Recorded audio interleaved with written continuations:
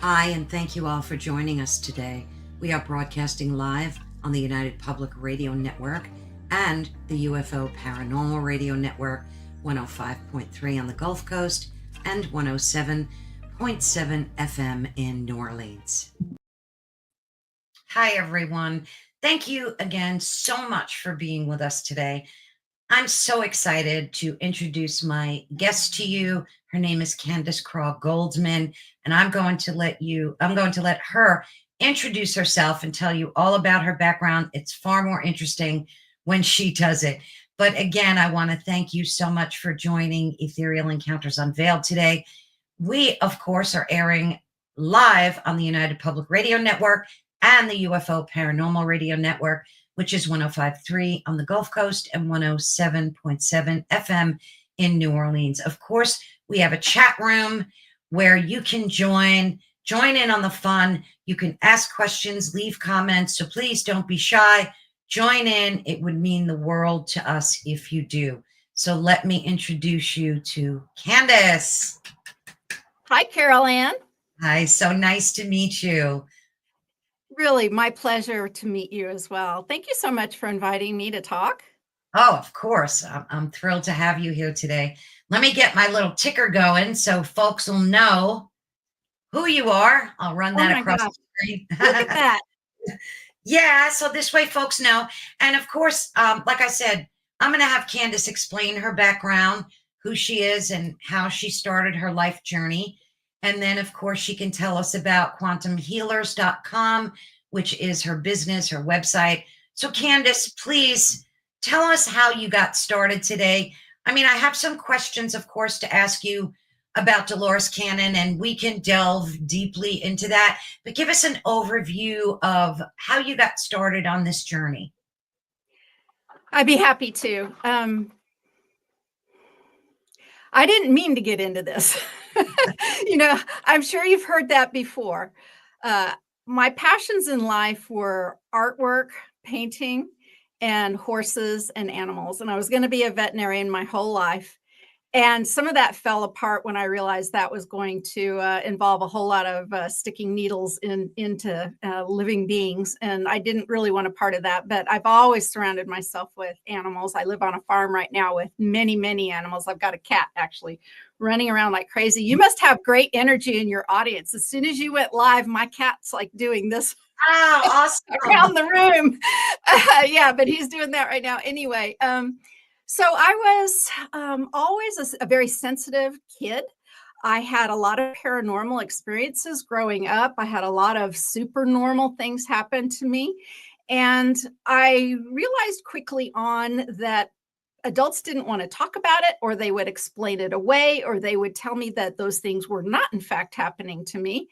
And so I learned early on just not to talk about it. And so that was sort of this section of my life that was important and big in many ways, but I just didn't talk about it. And I went on in this other realm. But I started to, with my very sensitive self, have a sensitive body. And I started to have some chronic pain conditions. And some of them popped up even when I was a teenager, certainly when I was early married in my 20s. And they just kept getting worse and worse and worse. Or I would sort of seem to resolve one and another one would show up. And I didn't know what to do with myself.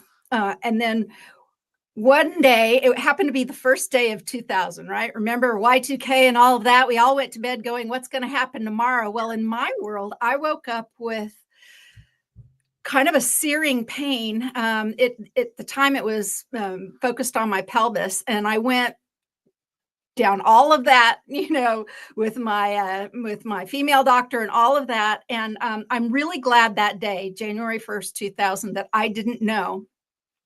This next fact that I'm going to tell you is that pain didn't go away for more than 8 years. And it was really devastating in a lot of ways. And it would sort of wane a little bit and move around a little bit. They called it fibromyalgia, which I knew was ridiculous. I just kind of learned to live with it and sort of silently suffer.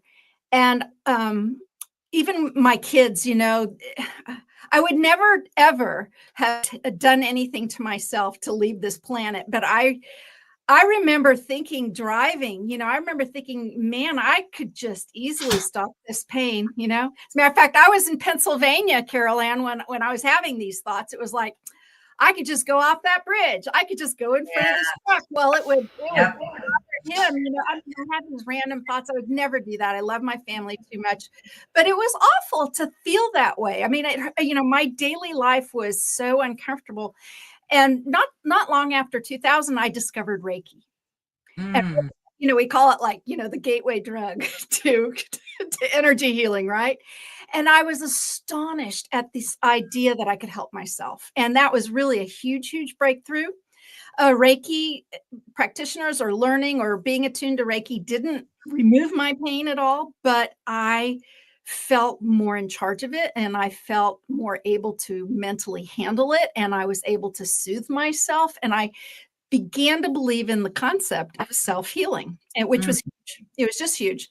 And I worked, kind of in this way for 8 years. And I was a professional photographer down in Austin, Texas area. I was doing a lot of horse rodeo kind of events. I was working with country and Western artists at the time. Wow. I had so much fun down there. I did many, many horse events. I worked with the Star of Texas Rodeo for many years, and I had lots of country and Western singer friends, and I did album covers and events and things like that. Wow. But it so happens that one day, I was going to a photo shoot that it took 8 months to set up, and it was going to be my biggest photo shoot ever. This album cover, my second for this particular artist. And I woke up that morning and I couldn't move because of pain. Oh. And a lot of people have dark nights of the soul with drugs or alcohol or relationships or trauma or whatever. For me, this really was my dark night of the soul because I had a team, I had lights, I had booked a space, I had done all this stuff, and it just went. And so I laid there in bed that day, sort of feeling sorry for myself for a while. But what I ended up doing was, and it wasn't new, I ended up praying all day, sort of a marathon prayer, but I prayed something different. But my prayers up until that point were something like, help me. Right. Help me, help me, help me, help me, help me. Various forms of help me to various whatever energy streams. And that day I changed my question. That day I changed it to, what am I supposed to do? Oh, that's interesting. Man, I have goosebumps just thinking about it, because I was instantly propelled out of my body. I had a mystical experience. It was the most amazing thing that happened. And the following day was even more interesting, but in some ways. But that experience had me leave my body, and I ended up being just outside our home in a horse pasture by this beautiful tree, and there were these light beings there. I now know them to be my light council. I remember I was praying, what am I supposed to do? What am I supposed to do? What am I supposed to do? And I had these 5 beings, and the one in the center was bigger than the others. And that one in the center, after I kind of took in what was going on, and it was every blade of grass was like golden glowing. I mean, it was the most, it was my home and my pasture, but not the way I saw it every day.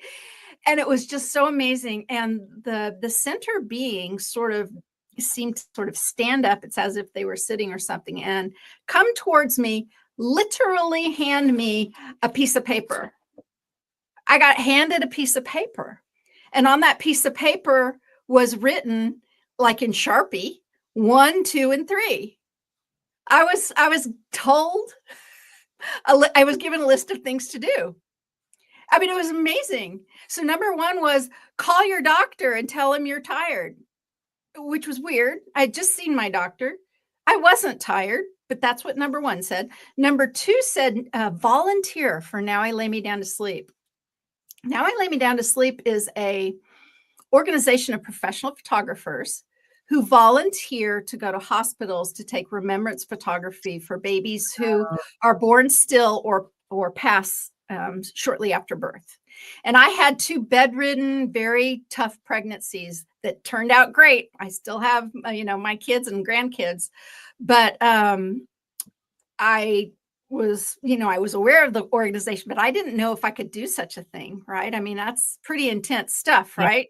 yeah, And absolutely. and it was go volunteer for that. And number 3 was have a past life regression.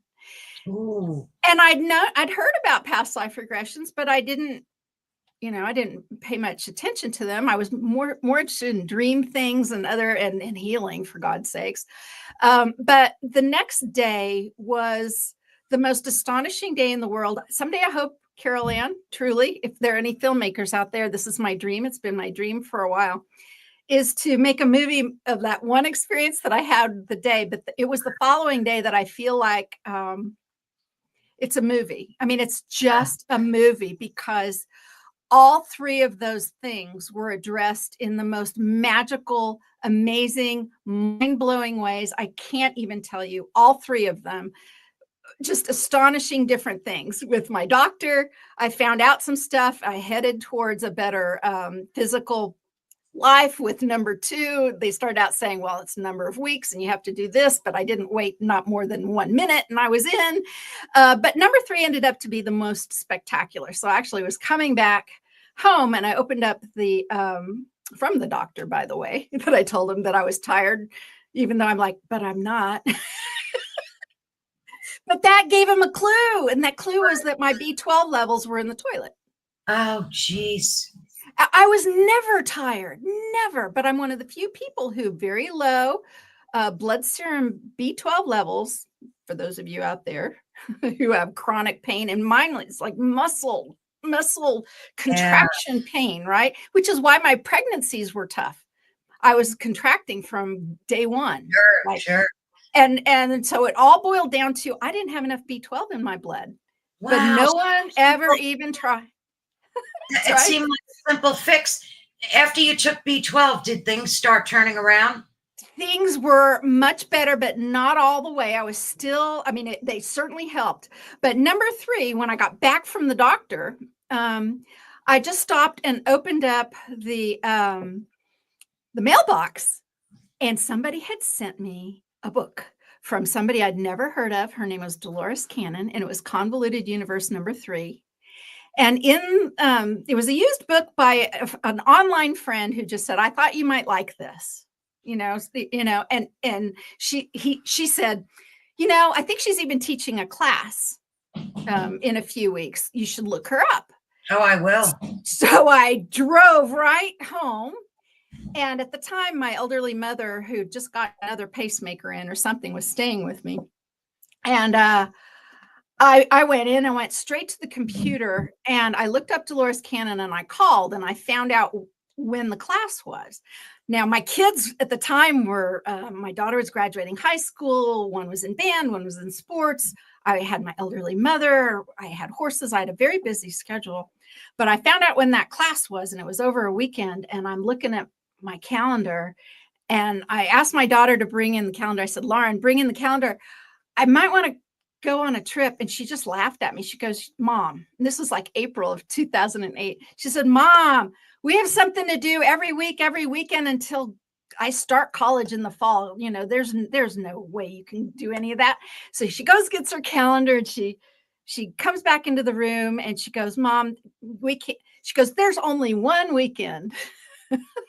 There's only one weekend where we're not doing anything. And I'm like, would that weekend happen to be July 13th? And she was like, yeah. So I said, would you watch your grandmother if I went to Arkansas to take this class? She said, sure. So that was done. And at the time, Dolores Cannon's class was $500. And I Wow. could have easily got into savings and gotten $500. But my next thought was, well, I don't have $500 in my checking account. Where am I going to get $500? I know sooner than have the thought. My daughter leaves my room. My mother toddles in and she says, Candy, she was this little German lady. She goes, Candy, you never take any money from me. Would you please take this check? And I'm looking at that check and I know that that's for $500, right? And it's exactly what she did. I went, yeah, I'll take that, because the whole day was so magical. Like I said, it was like a movie. And so she gave it to me. The plans were set. I had that time to wait. And when I got into the truck to drive to Arkansas that July, I knew in every bone, every marrow of my bones, that Dolores Cannon was going to choose me to be her demonstration subject. And that was going to be number 3, right, of my list. My past life regression was going to be with my master, the absolute master. And it was like 9-hour drive, right? And so I had this argument with myself the whole time, which is, well, who do you think you are? There's going to be like 30 other people there. Who do you think you are that you're going to be the one that, and it was like this thing in my head. And it was like, no, you are going to be the one. No, yes, no, yes. You're conceited, believe in yourself. There was this whole thing in my head that was kind of unusual. So I did this thing, Carol Ann, when I went through Dolores's class. She had it was very much like this. It was a notebook. She had put it right on her desk, and she said, I'm going to use a demonstration subject on Sunday. And if you want to be considered, put your name on this list. And I'll just leave this right here and you can put your name on it. And I watched the entire class put their name on that list, except for one fella, because he was a local hypnotherapist. And I think he didn't want to put himself through that.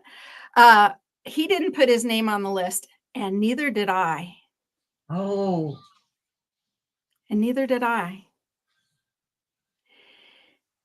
And it was terrible what happened in my head that whole time, because it was like, how do you expect it to be you if you don't put your name on the list? And then there was this other voice that said, doesn't matter who puts their name on the list or not. You need to believe in this voice right here. And when it came time to choose, she stood up from her desk. She walked down the aisle of the seats. She turned and looked at me. She says, well, this is highly unusual, she said, but they have told me to pick someone not on the list. Oh, wow. And she asked me to be her demonstration subject. And I just went, my life has now changed. It's just changed. And it's sort of the rest is history, right? I had a session, and then not long after that, I didn't know anything about hypnosis or any of this. I knew Reiki, of course, and I was open to a lot of stuff. But at the time, Dolores did not have a support network. And I even said, Dolores, I'm going to have so many more questions. She said, oh, just call the office. Dolores was like leaving for China or something the next week. And I'm like, how's that going to work? And I bugged her for a little while. I did call the office. I had lots of questions. And then finally I said, Dolores, can we start a Yahoo group? Back then in 2008, there weren't bulletin boards. There weren't, I think somebody had tried to do a Facebook group and it fell apart. But we started a Yahoo chat.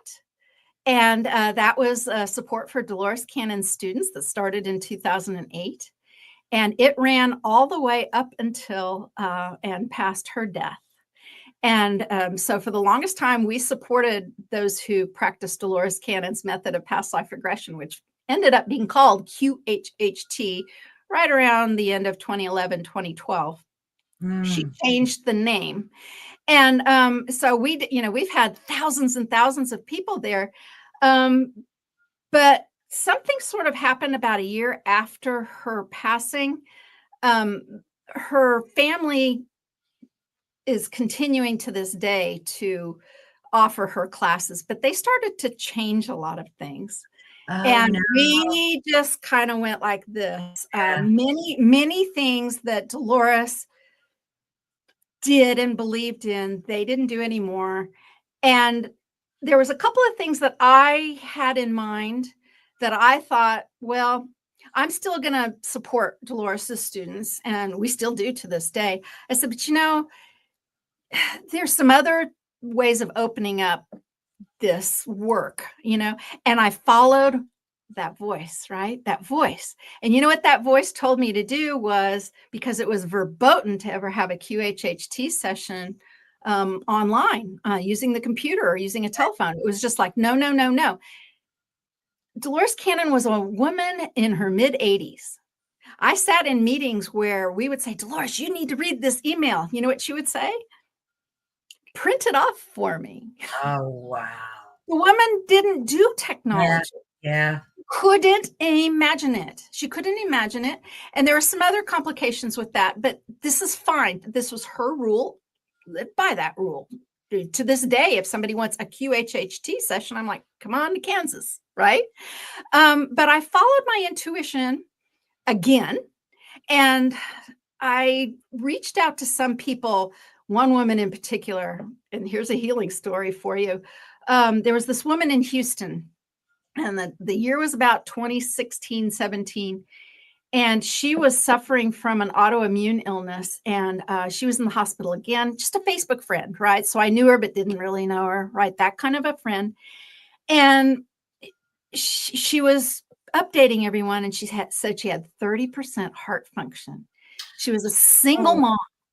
She had 3 kids, and all she kept saying, Carol Ann, was, and she was actually outside of Houston. Houston was the closest she could get, but it was a significant drive for her. She kept saying, when I get out of this hospital, I'm going to go have a QHHT session. And I remember thinking, you can't drive that far with 30% function being a single mom. And so I contacted her and I said, look, I'm kind of working on my own approach. You want to give it a shot? She was still in the hospital. And she said, sure, and it was amazing because we kind of set it up because, I mean, I'm sure you've had a hospital experience in your life, right? So those places are busy, and there are people coming in and out of your room all the time. But we kind of figured out how her mom was going to kind of, bird dog this, and we were going to work on it. And you know what happened? Just planning this session that was going to be 2 days later, just planning it. She gets out of intensive care the first day, goes to a regular room the second day. The third day, the day of the session we were going to do in the hospital, she was home already. She was like already doing better.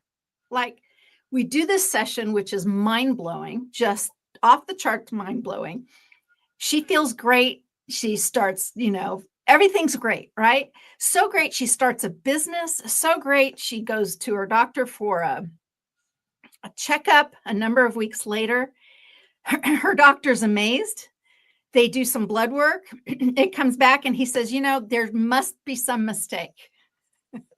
There must be some mistake because, your autoimmune markers, you're born with this. You will always have this. These numbers, this value, they don't change. And I don't know how this possibly could happen, that your blood has been mixed up with somebody else's, but you have to come back in and do another blood test. And it came back exactly the same, which was perfect. Wow. And so Beyond Quantum Healing was born, not so much even just to be able to do this work online, but that's part of it. Beyond Quantum Healing says, bring all of your gifts. So Beyond Quantum Healing is my own heart-centered alchemical approach to past life regression or quantum healing. That's BQH. And so there's QHHT, which is, Dolores's method, which is very much past life regression focused, in-person focused, and no deviations from really anything focused. Mm-hmm. BQH is more intuitive. It's more flexible. And, it's not like I want to out anybody, but let's just say I sat through many, many classes with Dolores. I assisted her for 6.5 years in person with her live classes. Dolores was flexible too. She really was. She had, here's a rule she had. No sessions on people under 18. And people would raise their hands and go, Dolores, well, what if? And Dolores would say, well, in that case, she just was flexible, right? But her family decided to tighten up the box around QHHT. And I'm a freedom kind of person anyway. And so I just separated. But I got canceled after that, back before the word canceled was even a term. And every time I sat in meditation, I heard that voice again, and it went something like this. you know, I could just go back to art and horses. I don't need to do this work anymore. I could still do QHHT on my own. I don't need to keep doing this. I still had the support group that I was still running that, but I was canceled. It was a very strange place. This was right around 2015, 16. It was a strange place to be. That voice just kept saying, nope, you need to stick with it. Nope, you need to stick with it. And I mean, I would ask over and over again, but I released BQH about 10 months before COVID hit. And about 90% of the practitioners who said, I am never doing this work online, who I was friendly with, ended up wanting to pay their bills. So they decided to try to do the work online. and sort of the rest is history. So quantumhealers.com right now is not just for QHHT or BQH people. We support Reiki healers. We support life coaches. We support tarot card readers. That's all of that. And I'm very big about this kind of learning instead of this kind of learning. Right. So I call our group a guru-free community, and there you go. That's a long answer to your first question. No, that was brilliant. What happens during one of these sessions? Like, give us a quick rundown. These healing sessions that you have. Yeah,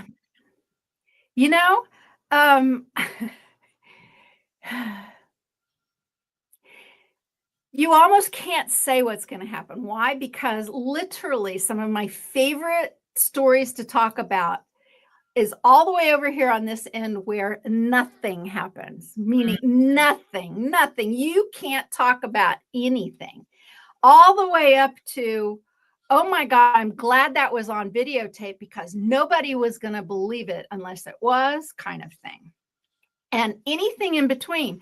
And I actually like talking about these sessions over here where nothing happens, because sometimes just showing up, even when nothing happens, something happens. I've got a great story about that from a member of our community, a lovely woman named Barbara Becker, who's been doing QHHT and BQH, since 2015, I believe. So she's been doing it about 10 years. Barbara so we support each other on our support forum. So she came to our support forum one day and wrote a story. She said, we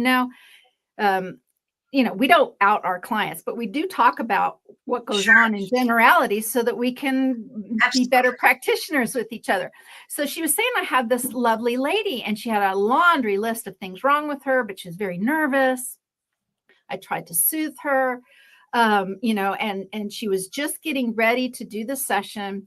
And I said, okay, I'm just going to turn up the heat a little and get my sweater or something like that. She turned around like this. She turned back around.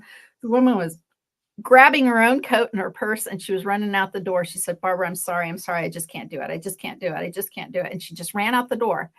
So Barbara came to share that story, right? And it was a great lesson to give. Why? Because especially for the newer practitioners, you don't always know what's going to happen. You can't always, everything's not all textbook and woo-woo and comes out of a movie. And, that lesson was basically sometimes you just do as much as you can do and they're not ready or it's not for them. Okay. About 10 days later, Barbara comes back to the community and says, hey, everyone, remember that lady? And she said, she contacted me today. And she said, Barbara, I have to tell you something. Barbara said, what? She said, Barbara, ever since I left your office, I have been continent. I'm no longer incontinent. I have been 10 days completely continent like I used to have been 20 years ago. The woman had been like incontinent for 20 years. Barbara said, you didn't tell me you were incontinent. Now think about this woman, right? She's laying on her bed. She's nervous.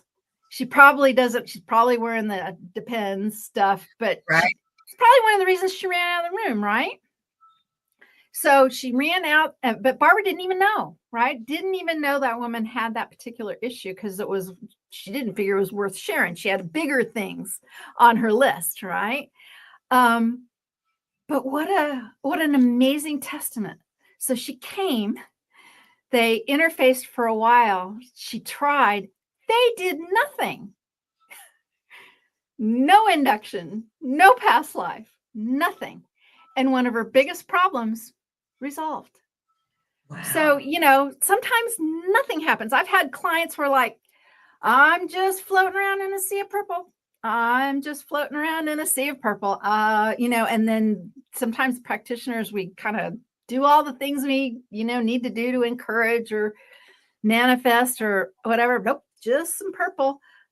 But that was like one of my most spectacular sessions, was that kind of thing that happened. The fella had come to see me, and his number one request was he really, really wanted to meet his spirit guide. And all he did was float in a sea of purple until he drove the hundreds of miles home. The whole drive was very magical. He felt like the songs and the billboards and everything were talking to him, but he runs into a truck stop and a homeless man gets right up in his face and calls him by name and says, I'm who you're looking for. And dude is stopped at a truck stop. And he's like, I gotta use the restroom. Sit right here on this bench. Sit right here. I'll be right back. And he goes and he comes back, and I bet you know what happens, right? The guy was gone. Of course. Yeah, he was gone. But here's the thing, right? Face and voice. Right. Made a connection. He starts driving again. There he is. The spirit guide. And I think that guy, he was a French Canadian. He was a wonderful man.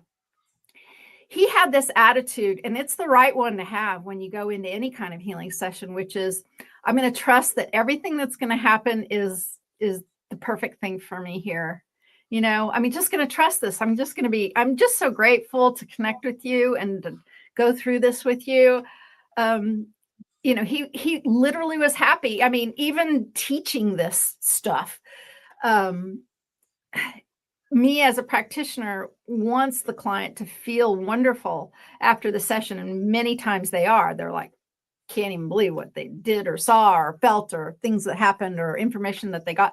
But sometimes it's a puzzle, man, and sometimes nothing happens. And this man, he was so gracious. He was just as happy when it was over than when he stepped in. And what a lesson, right? What an absolute gift that he learned. And I'm able to share with everyone is just, again, showing up and being grateful for the connection and then seeing how that changes things. And it changed everything for him. Wow. Right. So people have those kinds of experiences. They go past lives, future lives, present life. It's big. So, a lot of QHHT practitioners are taught you don't want to go to the present life. Well, you know what? There's a lot of trauma in our present life and inner child kind of stuff. Really, almost anything can happen in these sessions. If you like a roadmap and you like things to be very predictable, do not go into this work. So let me ask you this. During these sessions, do you put them in a state of hypnosis so that they can see some of their past lives? Like, how does that process work typically? And you're doing this on video chat, correct? I do in-person sessions. I do video sessions. I have done phone sessions. I've actually done both, if you can believe it or not. Some people's phone connection is better. So I use a Zoom visual, but a phone audio connection. Right. Sometimes that's great. What's really great about those things is the capturing of, because something about this, and anybody, and I'm sure you've done shows or had people mention like orbs and different things that technology, the camera captures some things that sometimes your eye doesn't, and sometimes vice versa. Sometimes things happen in your mind's eye or in second sight that is not captured by video. And so here's what I like. I like to see the person because sometimes I can really see the energy moving through. And sometimes, you know, I've got glasses on right now, you do too. But if people have their eyes closed and they're looking around, sometimes I can tell if they're looking to their left or looking up or Yeah. looking down. That's information for a practitioner, but it's not essential. There are some practitioners out there, some of the best known ones actually, who you might have heard of Allison Coe before. She's got quite the popular YouTube channel. She's a BQH practitioner, and she very much prefers doing phone sessions with no visuals because you know what? She actually brings her artwork into some of these sessions. She likes just doing it by voice. She connects very clearly like that. So she operates in that way. Okay, to your question about hypnosis, yes and no. So some people absolutely go into a deep hypnotic state. Absolutely. Some people go to the somnambulistic state. I could get technical about that. I'll leave it there. I'm happy to answer that questions, but we'll set that aside for a second. Some people go into a lighter theta state. That's kind of a magical state, brainwave state. That's where a lot of people meditate or have these super normal experiences. I'm sure I was in theta when I, met my light council, my light beings. Mm-hmm. Other people are in alpha, and some people are in deeper alpha. Some people are in lighter alpha, but it's not always necessary for you to do that. The most important thing is that you access your imagination. And as a matter of fact, Carol Ann, as of about a couple of years ago, I've created a whole nother approach that I call Quantum Connect. And it is absolutely, you're not closing your eyes. You're not even trying to relax interface where we kind of go through exercises that demonstrate that you don't need that trance to talk to and get information from your higher self or your healing teams or sometimes loved ones and others. So yes, trance can be a tool used in kind of calming that conscious mind or letting belief systems, some people's belief systems, come charging in and shut down some things, some religious trainings, come up and people stop sessions mid-session when they feel a little scared like that. But it's not completely necessary. What is necessary, again, is the interface with your imagination. I truly believe that the imagination is the language of the higher self. It's how your higher self communicates with you. And what have we been taught since we were kids? Oh, just like when I saw all that stuff as a kid. Oh, that's just your imagination. Right. Oh, you just have your head in the clouds. Oh, you just thought you saw that. Oh, you just thought that other thing happened. We have been taught from a very early age to discount our imaginative connection with reality and only be in a box, only be in a cubicle. I mean, think about it. Even our system of teaching to this day is the guru in the front of the room, all the kids in their square little boxes on their desks in a row, getting ready to be a cubicle as an adult out there in the world. Let's start you early in the cubicle. And then they let you out at recess to run around a little bit. Then they let you have art every once in a while. Otherwise, they would have complete chaos just to let off some steam. But the system, and it's not like those teachers they just taught what they're taught, what they're taught, what they're taught, what they're taught. And the system wants automatons. Absolutely. It took me a long time to recover from my Catholic school trauma that I went through. And I was always told, stop daydreaming. I was yelled at for 8 years that I would daydream too much, but I wasn't daydreaming. I was leaving. Like, I actually left my body half the time because some of it was so traumatic that I would just sit there, and I remember just like teleporting somewhere else. But it's true. There's a system in place, and it's not a good system. Let's put it that way. And we're all recovering from it. You're right. You're right. And so if I may, that's why quantumhealers.com is so important. I'm used to being on the early side of things. I remember once, it's completely off topic, but I remember once just telling my husband that someday there'd be bottled water and salads at fast food restaurants. And I remember he laughed himself on the floor. And I'm like, someday people will want what I want. Right? I just had to wait. Right. Anyway, quantumhealers.com, again, this guru free community. So even though I started it and I've run it since 2008, first just for Dolores and her students, and then opening up our arms to everybody. But I don't tell anybody what to do. And we share across platforms, across modalities. Sometimes, a family constellation practitioner has something marvelous to say to a yoga instructor or a massage therapist about something that they know.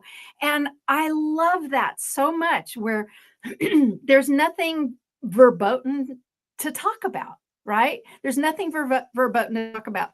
And if your audience, and I'm sure they know of Dolores Cannon. So Dolores Cannon, very much, even to this day, her class and her heirs teach the class that people are not allowed to talk about like negative entity attachments. Mm-hmm. They don't. You just can't talk about it. Why is well, that's a big subject. I'm happy to step into it a little bit. Yeah. But let me finish my thought by saying at quantumhealers.com, it's like, if it's happening in your sessions, you're welcome to talk about it. The only thing that we say in our group is you're not allowed to tell other people what reality is or what their reality is. Right. That's it. You have to be nice, and you can't say you're wrong because XYZ, because what do you know? You may be in a different reality. I really believe we're in these different realities. And so Dolores had a very particular viewpoint on this.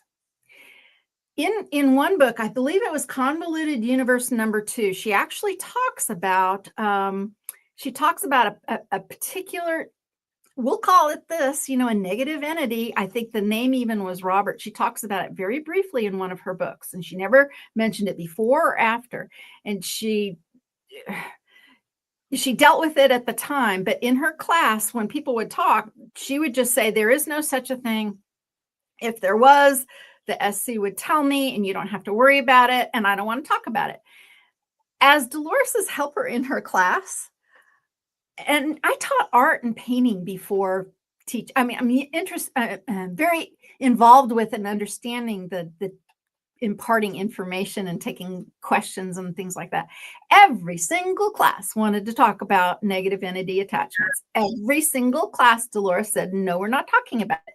Now, Dolores's stance is smart in this way. The more you talk about it, the more you're going to experience it. For sure. For sure. Absolutely for sure. And she didn't want that. So she just shut it down. She's like, nope, we're not talking about it. So what happened was that conversation went underground and back channels. And I think if you're ever hiding things, something's wrong, right? Something's wrong. So at our group, we say you can talk about it. You can. But here's the thing. Do you know how many thousands of clients I've had, Carol Ann? Thousands and thousands of clients since 2008. Thousands. Hasn't happened for me yet. I have not had to deal with a negative entity attachment. Wow. But some of my own students, their very first session, they do. Yeah. There's a lot of ways to look at this. Here is how I've landed on it. And I think this explanation really works. I don't believe Dolores's entire universe of teaching and imparting information needed to have that element in it. That's for other practitioners or other whatever. She started this in the 60s and 70s. She started teaching in the late 80s, early 90s. We weren't ready for that stuff back then anyway. Right. We weren't ready for that. For me, if I would have read or seen any of that, I never would have gone to Arkansas. That whole thing freaked me out. At the time, I'm certainly beyond this now, but at the time, this was Whitley Strieber time of world in 2008. I was scared of the idea of ETs. I'm not anymore, because I've talked to them directly. Although I do believe there are negative factions that do not have our best interest in mind, for sure. I have not had any interface with that. So, Dolores picked her way of approaching it. I've picked my own. My own class, BQH, has a very straightforward first aid, shall we say, approach to if that's your situation. But there are many other teachers out there who found that this was so prevalent in their sessions that they needed to focus on it. And they are warriors about taking care of that. And so for my practitioners who feel that this is their calling and that they want to know more and get more tools under their belt, that's what BQH is all about. BQH is like, bring all your tools. Right. Why not? Why not bring all your tools? Dolores used to say, you don't need all the bells and whistles. True. All you need is connection with other parts of your consciousness. You do not need all your bells and whistles. But Carol Ann, I've found that some clients like their bells and whistles very much, and they get some comfort from them. One of the most amazing sessions I remember ever having, a man from Hollywood who I'm not going to be able to name, but he showed up with, a ceremonial tomahawk and some other feathers. And we did like this little ceremony and we did saging and we did some chanting before the session and all of that. And if you follow the strict QHHT model, which is strict, they would say, well, you can't do that, or you can do that, but you can't do it on the same day as your session, which, okay, that's their rules. But BQH says, bring your Reiki, bring your smudging, bring your feathers. Right. If that is helpful for your client, please custom this. And also this, Carol Ann, and this one's big. This one's really big and it's kind of personal. So it goes back to my session with Dolores. So remember, I'll take you back now to the class. So it's July 13th, 2008, and I'm laying on a rollaway bed cot in Fayetteville, Arkansas, in a ballroom in a hotel. And my dog is moving. He's like, I know what you're getting ready to say. You know how they have those reverse sneezes? Oh, yes, they do. Yes, they do. That's so cute. That's so cute. But anyway, I'm actually having this amazing experience with Dolores in my session with her. I'm basically a caveman. I'm a caveman. And I'd never really done anything like this before. And it was so amazing but I was like in two places at one time. Okay. I knew I was laying on a bed in Arkansas talking to Dolores Cannon. I was also at the same time being a caveman, and I was really hungry and I was afraid of a bunch of things, and I was dealing with the caveman group. And here's an interesting part. Of course, they kicked me out of so I even got canceled as a caveman. They kicked me out but guess why? Because I had these new ideas about new tools that could help all of us. Oh. And I had these ideas about cooperation. So I have this theme, right? Many of my lives are exactly this, which is, why are we doing this? Why can't we help more people? Why can't we share more stuff? Why can't, that kind of a thing. So I, definitely have a thing. Okay. But back to my point. While I'm doing this with Dolores, there's different parts of the consciousness going, right? I'm hyper aware of being in that hotel room. I can hear people clicking their pen. I can hear people shuffling in their seats. one of the most amazing things about all while being a caveman, right? So the whole rest of the world did not go away. I was in two places. At one point during my session, you know how in those classes in hotel rooms, the wait staff comes in to bring more tea and water for the service, the snack service. So she opens the door and she starts to pull the cart in, and the whole class, and there's maybe 25, 30 of us, they are seated around Dolores and this rollaway bed in their chairs. And I felt the entire class shift in their seat and go like this. Like, don't come in right now. It was wild because I read that I heard nothing really except for shifting and the door. I knew what was happening vividly, what was happening in that hotel room. At the same time, I was being a caveman, but there was even more things happening, meaning this. And this is the part that's still a little bit of a mystery for me. Dolores Cannon's higher self and my own higher self were conversing way above anything that I could extrapolate at the time.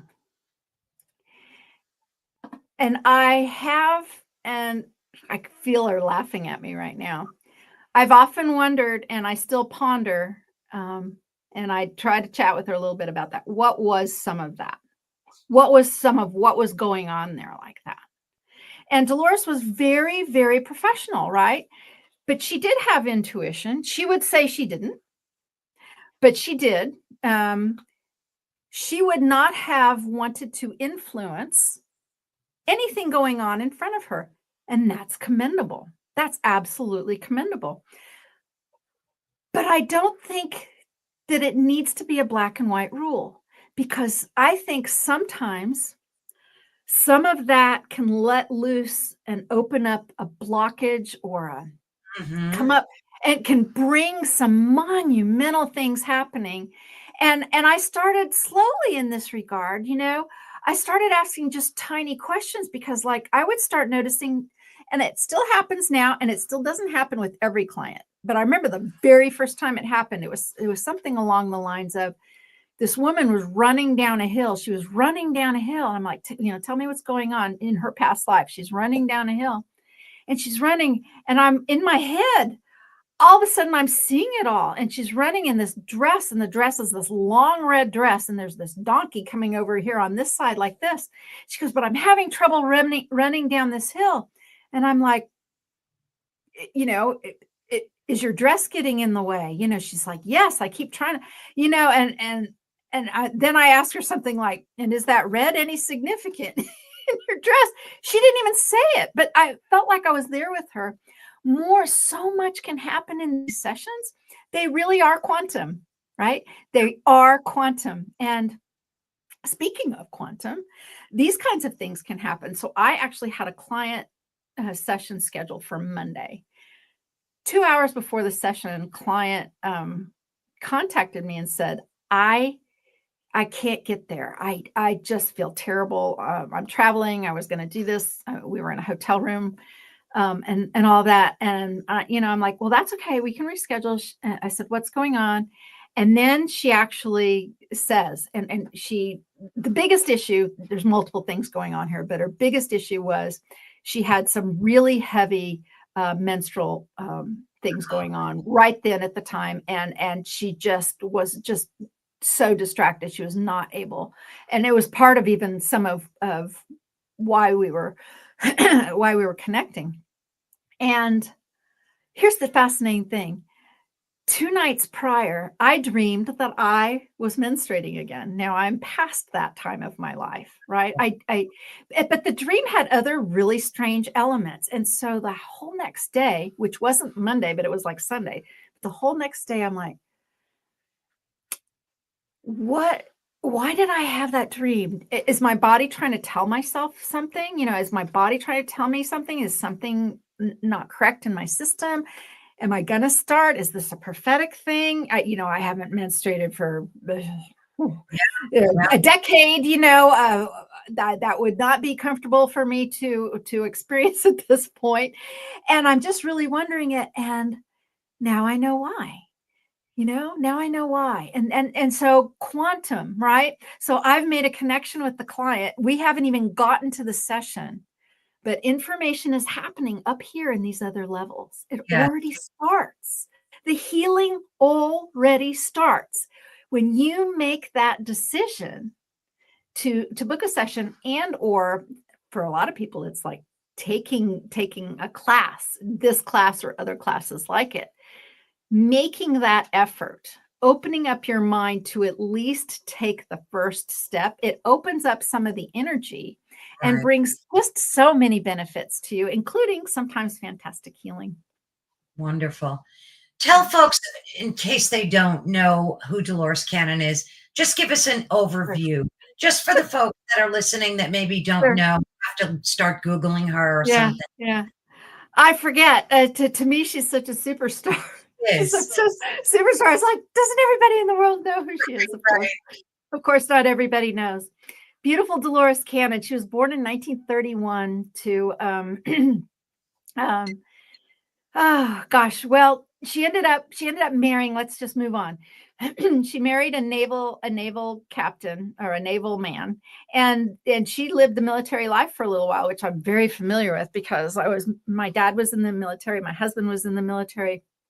So I'm very familiar with that sort of lifestyle and some of the elements of it. And he was a hobbyist. Her husband was a hobbyist who liked delving and practicing hypnosis. And one of the base doctors at the naval base asked, his name was Johnny, asked Johnny if he might consider helping this woman who just seemed to be very, very nervous all the time. Maybe his, excuse me, let me get a drink. Yeah. Right. Maybe he would be able to help this woman, excuse me, relax, using his hypnosis. And he's like, sure, I'd be happy to try. So he just is taking this woman under hypnosis, and she just spontaneously moves into a past life. At the time, it's all very, very strange. She just suddenly starts describing her life as this woman, as a flapper in the 1920s. Oh, Dolores used to help her husband, Johnny. She was the helper for a while. Beautiful Dolores. You know what? She used to laugh at herself a little bit about this. She used to carry, you know, all the way back then, which would have been in the late 50s, early 60s, to record anything, you had to bring like a suitcase box this big of a reel to reel, big reels like this. That's how these sessions were recorded back then. And Dolores was like, she was the tech person, which, of course makes me laugh now because of how she ended up with tech.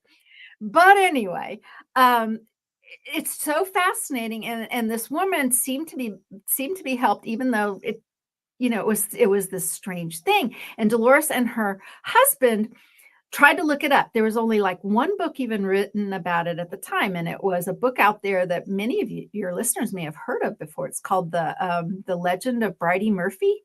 mm-hmm. And so that was the only thing out there. Well, they take this woman into several sessions, and she ends up visiting 5 different lives, and Dolores and her husband document them. And Dolores was always a writer. She was always a journalist. She kept diaries in longhand. And she started writing about these sessions, and she actually ended up talking about this. And for those of you who, don't know it, she wrote in the end, I think 21 books when she was alive, and there's about 2 or 3 more that were published posthumously. Am I saying that right? Humorously. Anyway, after she passed, books. But that book is called 5 Lives Remembered.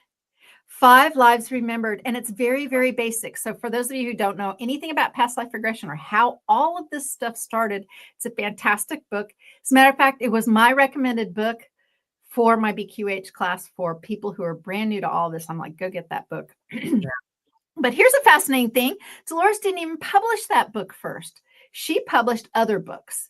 notably a series on Nostradamus, where she directly talked to Nostradamus, which is mind-boggling, and I'm happy to go down that rabbit hole if you want to.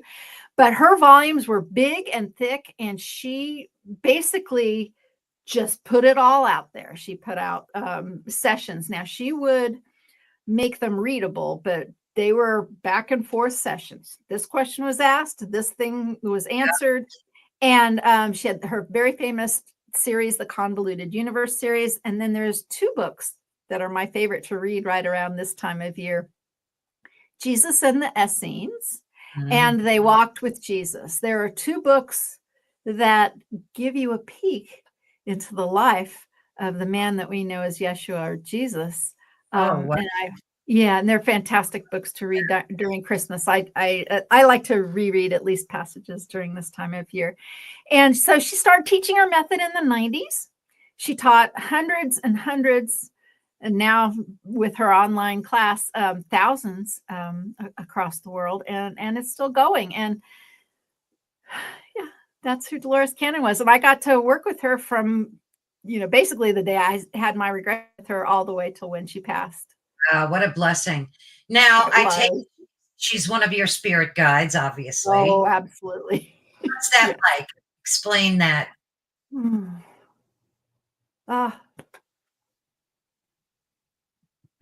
Yeah. I love her so much. I love her so much. I have the deepest love and respect for that woman. And for a while, I almost thought, and you and I talked briefly before the show about our parents, and I was taking care of my mama, all the way up until when she died. Dolores Cannon and my mother were similar in age. Dolores was in better health than my mother. Dolores's last class, I showed up, she was ill, my mother was ill, and I had this overwhelming feeling of death. And part of me thought I was leaving my mother to die to go teach with Dolores. And it ended up, of course, that just a handful of weeks later, 3 weeks later, Dolores died. She's always had a mother energy with me, for me, but she's a teacher. She's still a teacher. And the best thing I can tell you about her as a spirit guide is this: if you can imagine a quantum healing practitioner, and I mean any kind of quantum healer, there's a lot of different kinds out there, okay? A lot of different kinds. If you can imagine them facilitating sort of communication between realms, right? That's what we're doing with a client. We're facilitating, different timelines or different portions of the consciousness, or sometimes beings from other planets, or the future. All of those things. Dolores is doing the same thing right now from just on the other side of the veil. Just on the other side of the veil. She is doing the same thing with beings in that realm who don't know about us. How interesting is that? That's very interesting. Yeah. Here was one of my favorite things she ever said in one of those discovery sessions, shall we say. She said, you know how some humans don't believe in life after death, or they don't believe in life on other planets. Right. She said there are more beings in reality that are non-physical than are physical. And a great swath of them don't really believe that it's possible for consciousness to animate physicality, and they don't believe in us. Oh, wow. I never thought about that. That's mind-blowing. I never thought about that. Yeah. Oh, there's so much. There's just so much. Here's Right. what's else. Here's another exciting thing. I'm in the middle of this, but I said it on this side. In dreams, and I love my dreams with Dolores. They just seem so magical. But in some dreams I've had with Dolores, she's invited in my maternal grandfather, who died long before I was born, who died when my own mother was 12. I was in a class, Dolores was there. She welcomed in a man who came in, he walked in. She told me who he was. I recognized him. There's a single photo that exists in my family's history of him. Oh, She wow. had him lay down on a similar cot, like in that room in Fayetteville. And she says, I think you ought to regress your grandfather to help clear some timeline issues. So in my dreams, I'm practicing regression with Dolores helping me with my own maternal grandfather to help clean up timelines. That's incredible. I'm still trying to scratch my head about beings not believing in humans. Right? That's crazy. I love Right. that. Because and isn't that such a lesson for us in perspective? Is Our it, perspective is so this, and so we don't have this big capacity to imagine past what we see, and our culture, yeah, doesn't help with that. And the crazy people are locked away, and my heart goes out to anybody who's dealt with schizophrenia and stuff, but some of those people literally are seeing into a bunch of different realities without the kind of boundaries that you and I are able to still maintain life in a physical body and pay bills and have right. normal relationships and that kind of thing. And these people, a number of them, are dealing with a blown system. So, Yeah. this isn't lightweight work, right? This isn't entertainment at all. It's but done in the right way and with the heart, Yeah. with intention. BQH does this thing where we have like a small ceremony before you begin the session, and we do Allah Masaru Emoto. Do you know who he is? Masaru Emoto? Now, oh, is he the water guy? Yeah. Yes. He's the one who did that. Do you know that he and Dolores passed within a day and a half of each other? Oh, wow. Let me tell you, when I first saw his work, I started talking to my cups of coffee in the morning. I really do. And I talk to my plants and flowers too, because and I had this one orchid plant that would not bloom. I had it for like 8 to 10 years. And after I watered it, I started giving it love. And you should see the flowers that came out of it. I'm like amazed by that guy. Yep. In BQH, we do a very small ceremony where we speak the intention for the session together into water. And many of these sessions are done online. So I have my own water glass where I am. My client has a water glass where they are, whether we're doing this in person or online. We speak the intention into the water, and then I drink the water and the client drinks the water, and that goes through our cells. And then you're a participant as much as appropriate and can be with the client. And that is not to take over. That is not to impose belief systems. That is not to Lark. Hi, Lark. A beautiful Lark. I love Lark. She's a great supporter and such a beautiful soul. Nice to see your name pop up there, Lark. And water. You know what? Didn't Dolores think she was going to live to 100? Yeah, I heard her say that too. And I'm hearing her laugh right now. She's got a response. I'll tell you what that response is in a second, but I want to finish the other thought, which is Dolores, we actually used to say in class, now you might want to limit your water intake before a session because you don't want to interrupt it by getting up and urinating.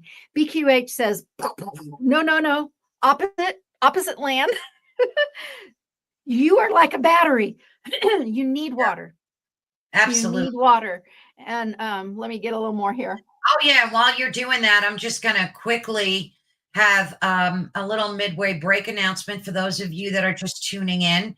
You're listening to Ethereal Encounters Unveiled with our guest today, beautiful and talented Candace Craw-Goldman. So thank you again so much, Candace, for being here. Oh, gosh. It's so much fun. So here's Dolores's answer for that. Go right ahead. here she did, we do, we still do. We read energy, and sometimes the energy, we read it as best as we can read with what we have in front of us and from what we can project into, and timelines shift and change and things like that. So, when Lark asked that question, and she's just right here. She's always, when she is here, she's right over here. Oh, I got something wonderful to say about how she's always right here too. But she said what she's saying right now is she read into the energy about how long she's interfacing, right? But remember, I'm saying that she's interfacing like that. So she's going to 100 or even past as that interface.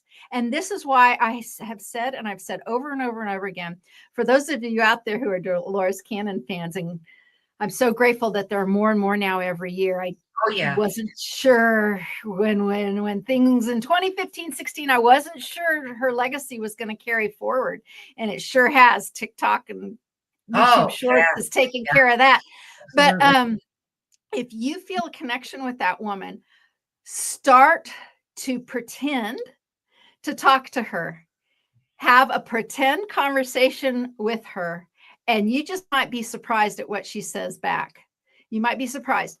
And one of the reasons I say that is because before Dolores died, still to this day, but before Dolores died, many of her practitioners would have what we would call auditorium dreams. And in the auditorium dreams, Dolores, we would be in the auditorium, usually, in the audience, and Dolores would come out onto the stage and share a message, provide a teaching, something like that. And we used to share them back on the support forum, back when it was Dolores' support forum. She loved those stories. And some of my favorite things that she ever said to me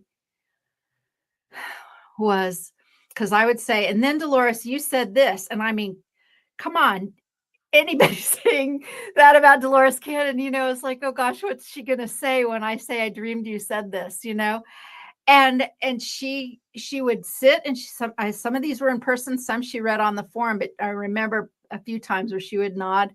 And then she gave me some of the biggest compliments of my life, because she said, sounds like me. That sounds like something I'd say. So I am sure of something now. It wasn't sure of it till after she passed, but I'm sure of it now. We were already channeling her higher self before she ever passed. She was already right here in sessions with us. Already right here in sessions. And if you're a quantum healer, I don't care if you've taken QHHT, BQH or not.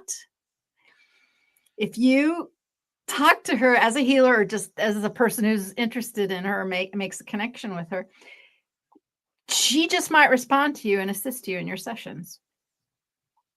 I wouldn't doubt it. It's true. I mean, we talk about it a lot, even on our forum now. Yeah. What would Dolores do? What would Jesus do? What would Dolores do? There's a little bit of that that goes on still to this day. So how did you get involved in the Mandela effect? I've spoken to several of your compadres, all of whom I love. Cynthia's fabulous. I can't wait to have her back again. So how did you get involved? What's your involvement in that? And kind of explain to folks your interpretation of what the Mandela effect is. Yeah, so the Mandela effect. So if you don't know how it got its name, that's important to start with. So there was a man named Nelson Mandela who was in the timeline we're in right now. If you look it up, he was jailed for political reasons in South Africa. He was a Black man, ended up getting out of jail and then becoming president of South Africa. And he has since passed. But interestingly enough, and this goes all the way back, Carol Ann, the Great Art Bell, right? The Great Art Bell. I mean, he's got to be a hero of yours. Big time. Doing what you do. Yeah. Even the Great Art Bell noticed that a great swath of people were really surprised when people talked about President Mandela because they were like, he died in prison. He died in prison, and I remember the funerals, and I remember the flowers, and I remember the protests and the riots, and I remember, Yeah. and it was this timeline that's bleed through thing, right? It seemed to be Yeah. that some people were he's president, and some people were he died, and then something weird happened. And it was such a big story that's how this whole entire thing of the Mandela effect came to be about, because it was the first real talked about event Right. that people had different memories of. Since then, it's so much bigger. It's pop culture. It's other kind of timelines. Here's a big one, landing on the moon. As an example, in my remembered timeline, I was 8 years old when 7 years old when they landed on the moon for the first time. And in my timeline, human beings on the moon only happened one time. Mine too. There you go. Just remember one time, and I had to go research because I was like, when did they land on the moon after that? Exactly, because it's changed. We've shifted. So a lot of people are like, what are you even talking about? How can this happen? There's a lot of theories. Some people say simply this, CERN. Yeah, some people say that. And for that one. Yeah, some people say timeline collapse. Yeah. I just like to think of timelines as being fluid, and this is how they come up then in quantum healing sessions, and the whole thing, the whole presentation, and the whole thing that happened that I presented down in Nashville, which was, God, it was a blast. It was great. I'm going to go to the next one for sure. I don't know where it's going to be, but with any luck, I'm going to go. We have a fantastic BQH practitioner named Shane Robinson. He has a YouTube channel. It's called Unbiased and On the Fence. He's a really terrific person. So right at about the time he started taking my course, and we started corresponding and doing some shows together, he was also following Cynthia Sue and really fascinated with the timeline effect of Mandela effect and researching all of that.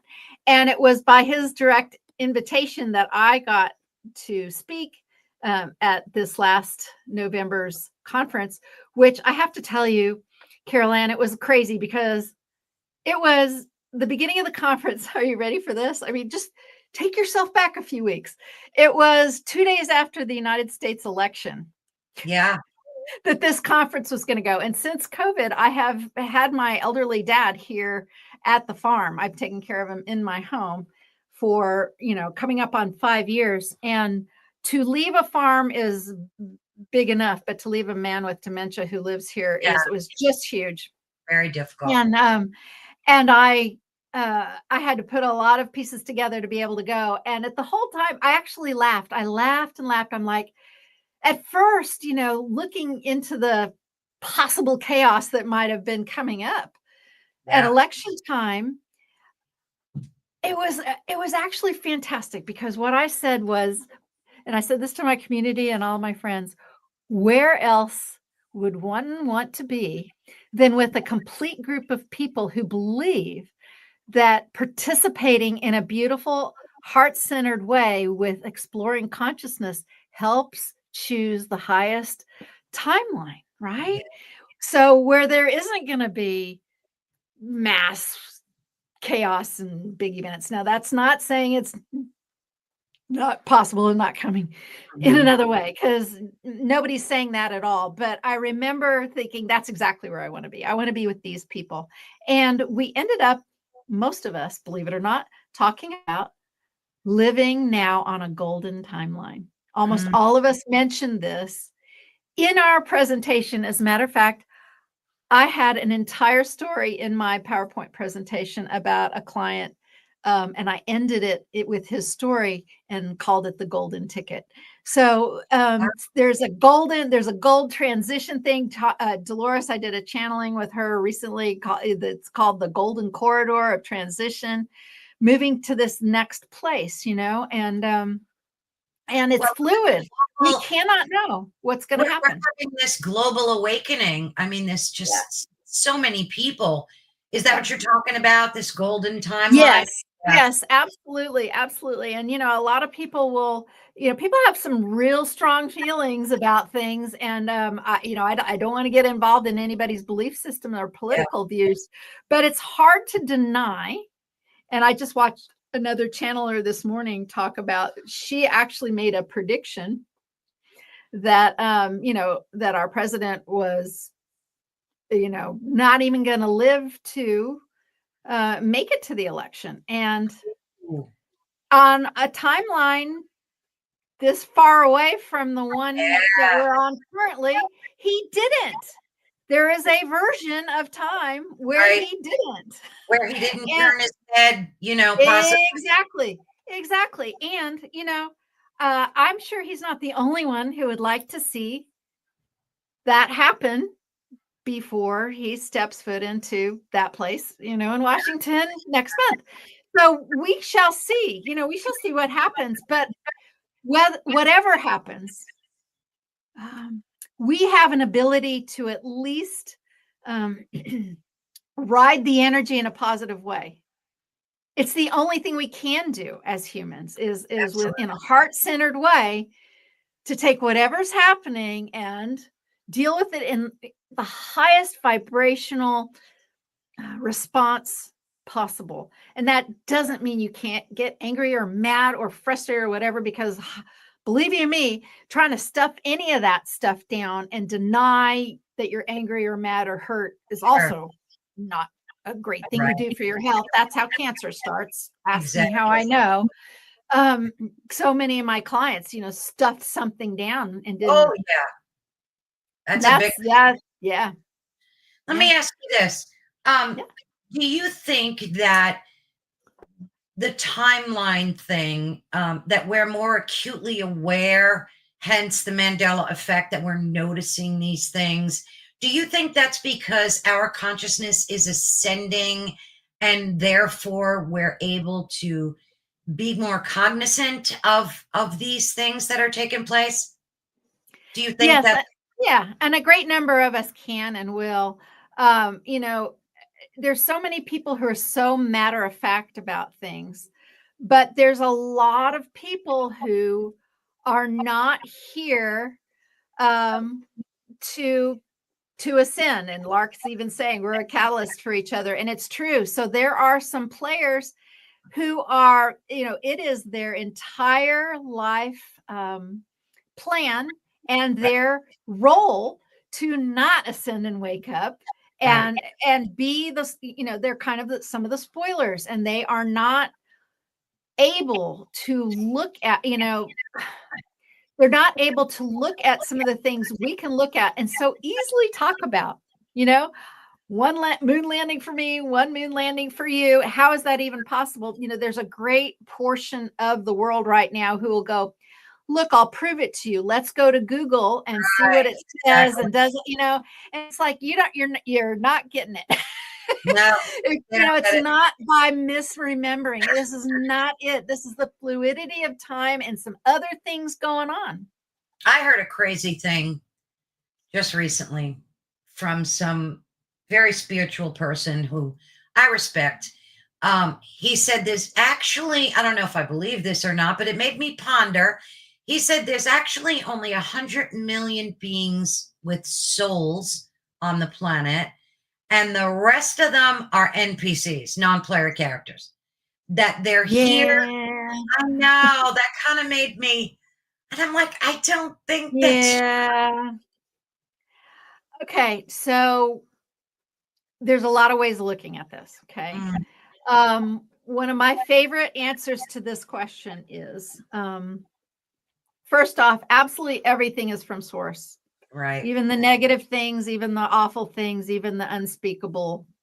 That's true. Evil things. I'm sorry. So sources, just it's what it is. We're living in this duality space, and it's part of what we're doing is it's part of the thing. Well, here's your challenge. You're going to step in duality. How well can you do this? Yeah. So I'm going to throw back now to about 2000 and it must have been about 2010, maybe. Back in Arkansas, I was swapping a session with a man. I did a QHHT session on him, and he did a life between lives session for me. This is Michael Newton's modality. And I wanted to see how it was different than QHHT. I mean, I've always been very curious, like you, Carol Ann, asking lots of questions and wanting to know more and wondering, well, would I want to take his class or things like that? And so I did a Life Between Lives session. And what I learned was I was presented and shown a chessboard with pieces on the squares. And some of them were white and some of them were black. And some of the pieces, of course, were white and some of the pieces, of course, were black. And there were various pieces on the chessboard. But more so, my experience as I'm studying, and my entire session was just viewing this chessboard and understanding that what was being shown to me was a very symbolic thing.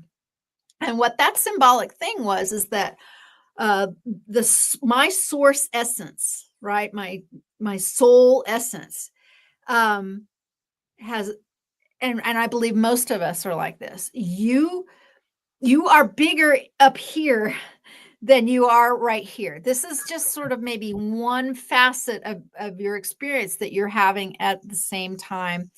You may have a portion of your energy in a completely different realm, doing something completely different or on another timeline. So as I'm even looking at these pieces on this chessboard, some of them were only half there. Some were transparent. Some were bigger than others.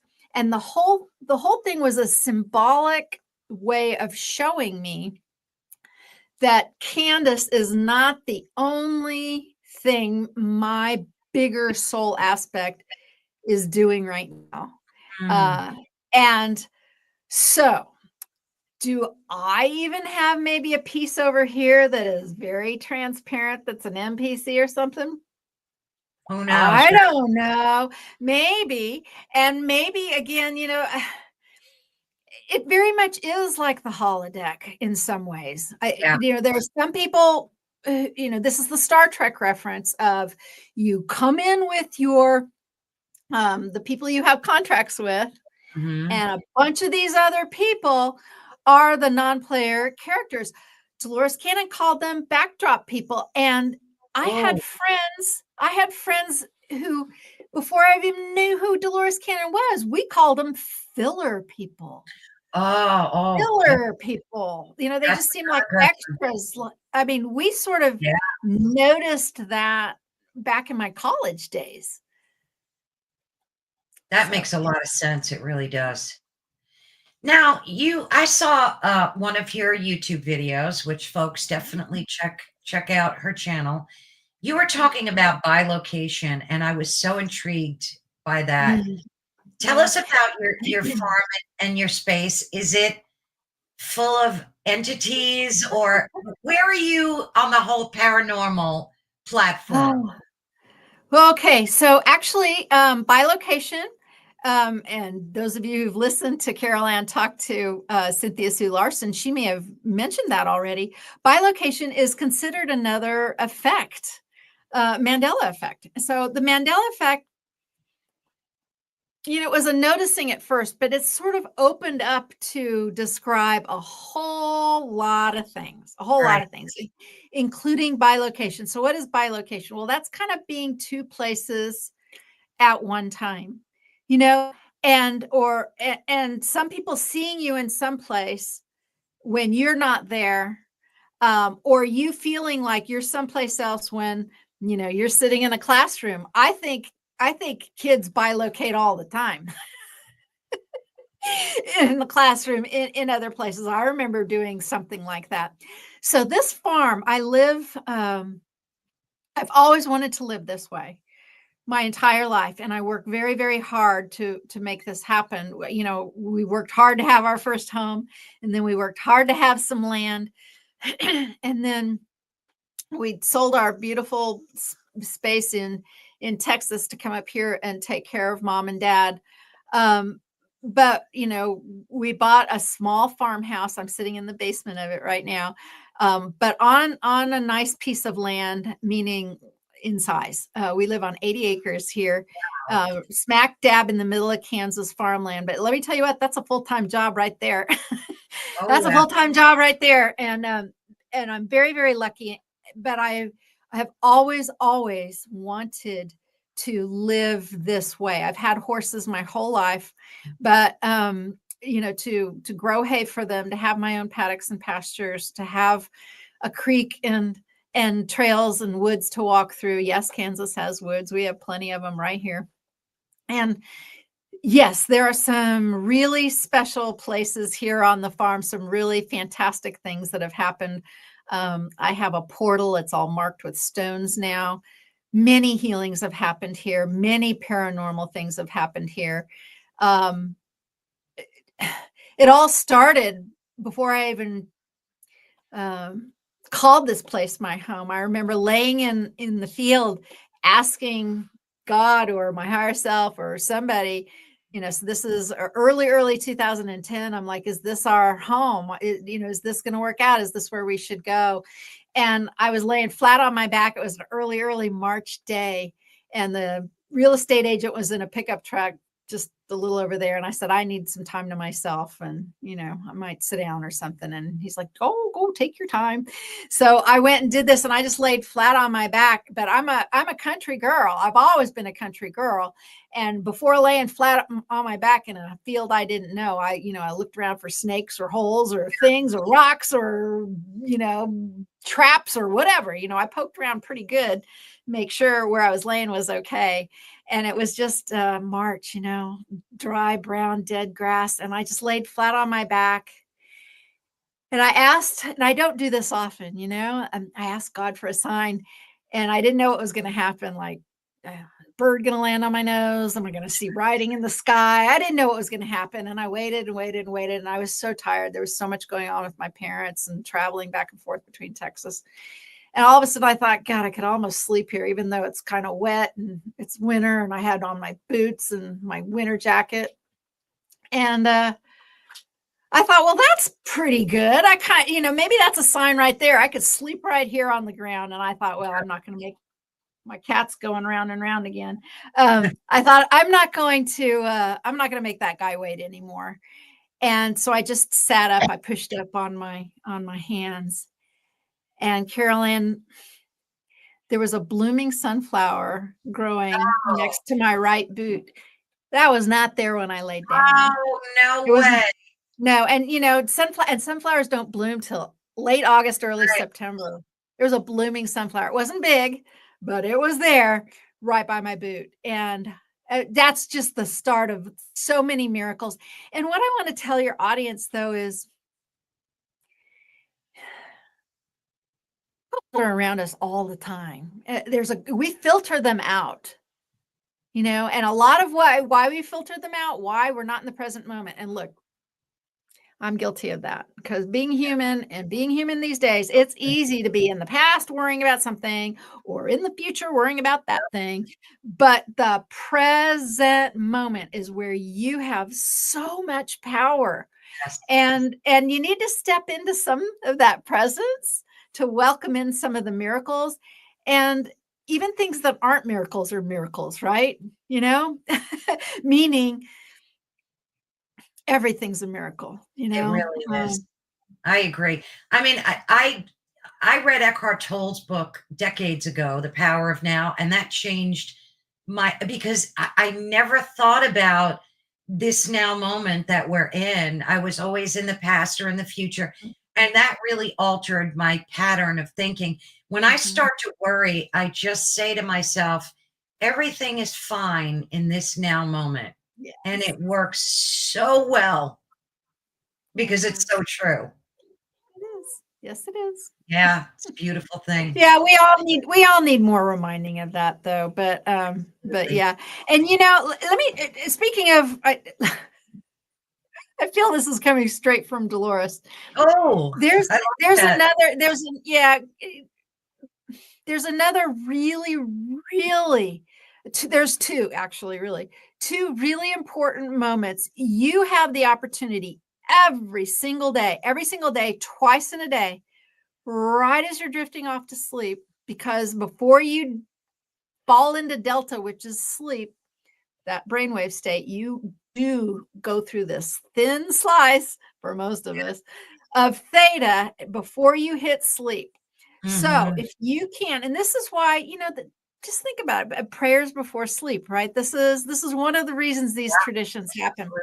But if you can bring a thought with you through that theta spot, sometimes you can inspire a dream. That dream might be lucid. That dream may have information for you. You can also help bring that reality to you, whether it's health or prosperity or success or a friend or a loved one or anything, or just information or connection, any of those things. And then you have the same opportunity as you wake up. So as you wake up, most of us know we're sort of awake, but we haven't opened up our eyes yet. Two things are important. First off, to try to remember your dreams. If you Yes. can, jot them down.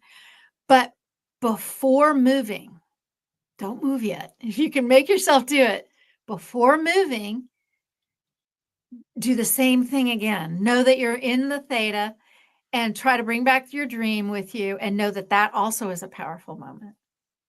Gosh, that's such good advice. What are your experiences like with out of body?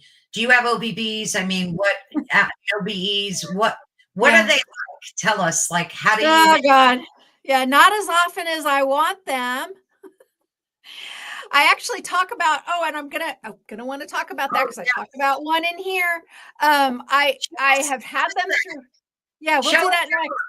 Oh, okay. So this book right here, Awakening Stories, it's got a lot of some of possibly healers that Oh, you've heard nice. of before. Yeah. And some of these, a number of these people are practitioners on our quantumhealers.com forum. But so I think it's 22 of us got together and wrote a book, obviously, Awakening Stories. Dr. Allison Brown edited this book. And a number of people in here talk about that, out of body experiences. For me, I had one, I was quite ill when I talk about that experience directly here. Oh, I was quite ill when I was 12 years old, 11, 12 years old. And I ended up floating up into my brother's bedroom, seeing things that I couldn't see. There's no way for me to have seen yeah. them or to have heard them. And it terrified me because when my head and my shoulder, I felt like I was in my body, floating in my body. And I knew that's not possible. So I thought, well, I'm dead and I'm headed to heaven. And I absolutely freaked me out. And I was back downstairs where I was laying instantly. But within moments, it was proven to me that I had to have been upstairs because I saw and heard everything that happened up there, which was I could Wow. not possibly have Right. because it was 2 floors away and it was too detailed and all of that. And it was just stunning. So from the time I was very young, I knew that leaving my body was possible. For quite a while, I thought, well, maybe I was just a lot sicker than what my mom and me thought I was, right? And I actually thought maybe I was on my way to dying until it started happening again, and a lot. I had lots and lots of them in my 20s. I have them sporadically still. Most of them have to do with Dolores, and those are my favorite ones, of course. Adventures with her out of body a little bit, and sometimes she's, what she is. She's kind of a narrator. I have left my body more than once, just out of my bedroom. and I know I'm out of body, and it's like a lucid dream or anything. It's like I can go somewhere, I can do something, because Oh, you know that nice. you can. And she's often sitting on my sofa, usually like when it's over, or sometimes during or as I'm leaving or whatever. But she's like a narrator, like, says something about what it is that I've done or whatever, because she's never far from my thoughts. Yeah. When I went through the really big spate of them in my 20s, they were unintentional and they happened. I couldn't make them stop happening. So I thought I was going crazy. And there's a thing that saved me. I talk about that in the Awakening Stories book. I happened to be going to painting school at the time. I was getting my BFA in painting, and in North Carolina. I went to East Carolina University there in Greenville, North Carolina. And this was all happening while I was in college. And it occurred to me that I could go see if maybe somebody's written about it. If this is happening to somebody else, it's happening to me too. I would just close my eyes. This big roaring sound would happen. These big vibrations would go up and down my body, and I would shoot out of my body. And I was afraid of it. Now, I wasn't that afraid, because I did have that experience for when I was 12. So, and I always came back, but I didn't know how to frame it. I didn't know anything. And then I came across Robert Monroe's books, Yeah. Journeys Out of Body. And Yeah. I even say it in the book. He saved my life. He just saved my life, because I read it and went, oh, Yeah. Do you see great. do you see the cord that attaches you to the earthly Yeah, plane? Yeah. yes. But for me also, all I have to do is see my body, and then it's over. And then I'm it's over. back in it. I go back in it. So if I come out, I know not to look at my body, because then I just fall back in. Yeah. And I usually try to learn something, heal something, find out something, or of course, connect with people who have passed on. And that Yeah. is probably one of my favorite things to do. Yeah, because my brother died at 26, and being able to have any kind of contact with him, or Dolores, or my mother, or just really anyone, but also other worlds and other realities. One comes to mind right now. I remember landing in this reality once, this particular reality, and I was on the street corner, and I saw this woman walking across the street. It just seemed like a regular street corner. I didn't know where I was or what was going on, but I knew I was kind of out of my body and watching some things going on. And I had a physical form, and I was trying to, it was kind of a light body form, right? And I was watching this woman walk across the street, and she was wearing shoes, and the shoes were bright orange, and they were like almost made of blocks, Mm. like square blocks, including like where her feet were on. Like, I'm gonna clear my throat. And she was having trouble walking, and I'm like, why is she doing that to herself? All she has to do is take these shoes off, and she'll be able to walk. So I was trying to talk to her, and I was trying to help. And what I realized quickly was there was some people there, some other beings there, and they were just talking amongst themselves, but they talked in a way that I could hear them. And they said, oh, she's visiting, and she doesn't know the way things work here, Oh, wow. meaning, like, and then I'm watching it, and what I got kind of almost telepathically was, this woman is setting herself up for some sort of lesson here, and it is not my place Oh, to wow. be butting in and taking that from her. But you Yeah. wanted to help her. I mean, that was your instinct. I know. But boundaries, everybody. Right, There's all kinds of boundaries we have to learn. I love that. That's great. That's great. Well, is there anything you want to talk about in closing? Maybe you want to talk some more about what you do over at Quantum Healers. How can Sure. folks reach you? What are some of the courses you do? I want to take one of those courses. I Fantastic. definitely I'm going to be reaching out to you soon for that. I Fantastic. want to do a past life regression thing for sure. Ooh. Yeah. Oh, I'm so excited. All So right. talk to us about what you're looking forward to in the future, what you're working on now. You take it away. Okay. So again, we support all healers. If you know Reiki or anything at all, if you are in service to others, and I think I might have. Nope, Oh, I'm here. You're oh, there. you I just I you're disappeared giving me because the stage. I You're wanted to giving give you center stage. you're giving me the stage. I You am. you, Go you, for you it. threw me there. You threw me there, All Caroline. right. Okay. All right. Now I know. Go ahead. All right. So quantumhealers.com, we support healers of all kinds, and we welcome you if you are in service to others. We're a guru-free community. The only thing we ask is that you be kind and don't force any belief systems on your fellow members. And so what we do there is several things.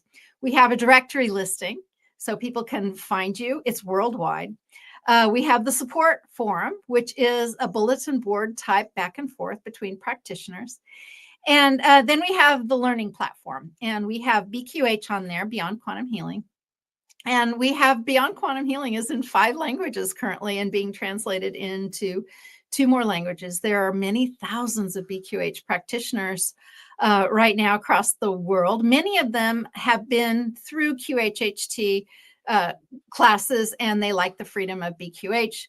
But many of them just started with BQH, or graduated or added to from Reiki, etc. So we do all of that there. But I have this other class there that I was telling Carol Ann about before we started the show, and it's called Quantum Connect.